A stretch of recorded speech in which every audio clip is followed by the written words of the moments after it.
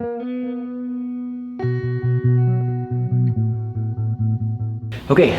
today we're going to be talking about saving and investing. That's the section for today. So about 5 years after I started my business, that's when I really started looking at stuff like that. I hadn't really done it prior.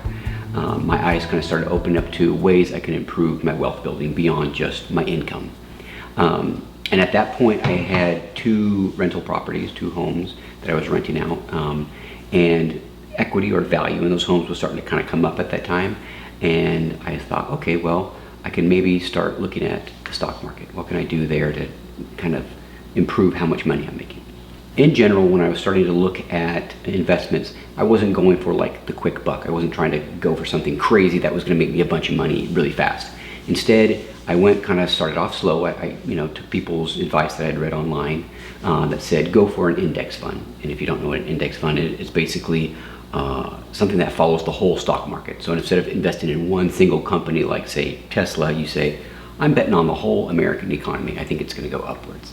And the nice thing about that is that in general, over time, the stock market goes upwards. It has, crashes and things like that, but over the long term, it recovers from those crashes and it's always on an upward trajectory.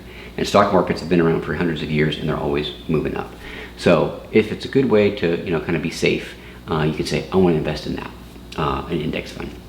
Or if I did pick like some individual stocks, I picked companies that were called blue chip companies, which are like really well known. They're not going anywhere. They're solid, and I invested in those. So very safe. And I always invested with the idea of like, I want to do the long term. I'm not here to just like try to turn around and make some money next month.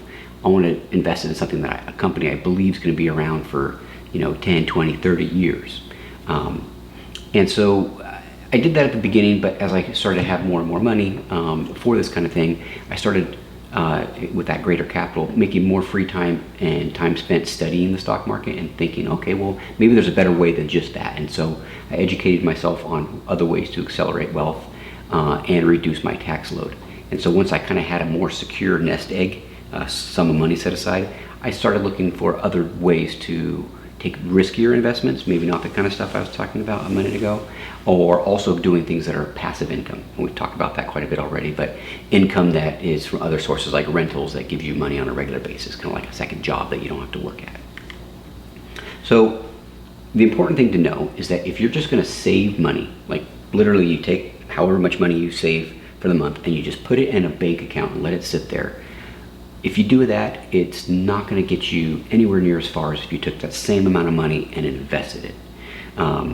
If saving without investing or taking it and creating a business with the money or creating something, buying something that helps create cash flow is not going to be enough. Unless you have like some really huge inheritance coming to you or some really big income, saving alone means you have to work a lot longer and accept a much more meager retirement life when you're done. So one thing I'm going to hand out to you here is a piece of paper, a chart. We'll go over here in a second, but it's going to show you the value of compound interest.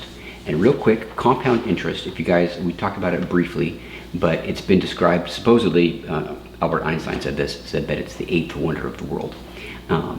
And what's crazy about compound interest, simply put, is that money that grows in value every year. You put it in the stock market, let's say it goes up 10%, all right? So $100 becomes $110 the next year, right?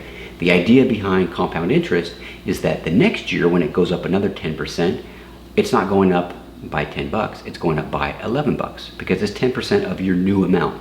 So instead of having $100, you have $110 and it goes up by $11 the next year. And so the cool thing about this is that might not seem like a big deal when you're talking about $100, but when it's $1,000 or $10,000 or $100,000 or $1 million, that 10% is a big deal, right? What's 10% of $1 million? $100,000, right? So if you can ever get that amount up to that sum, you're sitting back and you're seeing it grow without doing anything. Anyway, obviously there's ups and downs in the market, and we'll talk about that in a moment. But what I want you to do is, when you're looking at this chart right here, is we're going to compare what it would take, how much money you'd have to set aside to get to $1 million. We're just going to pick a nice round sum of $1 million. And if you started off and you only gave yourself 5 years to do it, all right, the important thing to look at is that it takes way more money to get to $1 million if you only have 5 years. Because the great thing about compound interest is it's one of those things that It's the more valuable the longer you put into it. Time is your friend. Time and compound interest is what makes people wealthy if they go for like the slower road towards wealth. And so if you want to get to $1 million in 5 years, you're gonna have to put in over $12,000 a month just to get there, right? And the actual amount of money you're putting in is just under $750,000. But you know, you don't have to put in a full million because there is compound interest working for you as you put in that 12,000 bucks every month, and that'll help you get up to that $1 million. So roughly 3/4 of that $1 million you've got to put in of your own income if you want to get there in 5 years. And assuming, by the way, I should point out, assuming that we're going up at about 8% per year. All right. Now, if you go down just one below that and you look at 10 years, you've doubled your time now. You've got that much more compound interest. You can see that you only have to put in about $570,000. Still a lot, and you're still putting in $4,700 a month, which is a lot, still obviously. Like 2/3 less, though. Yeah. In fact, significantly less. You're getting down to a little over half of the $1 million to be able to get to that, right? If you want to get there in 10 years. So if we skip past these other categories and go all the way down to the bottom, look at that right down there. If you start and you want to get to $1 million, if you have 40 years to do it, you only have to invest $175 a month. And I broke that down. That comes out to basically $5.75 a day. That's what a lot of people, you know, that's like a meal or a coffee or something like that. You know, an expensive Starbucks kind of coffee with all the crap in it. $5.75 a day is doable for almost anybody in any job. So at $175 a month over 40 years, the actual amount of money you're putting in is only $84,000. And yet that $84,000 grows all the way to $1 million. So you're putting in less than 10%, and you're seeing it grow phenomenally because you have compound interest working to your benefit. So the important lesson to learn from this is the longer that you could do this, the more amount of time, the more amount of years you have working towards your benefit, the easier it is to get to your targets.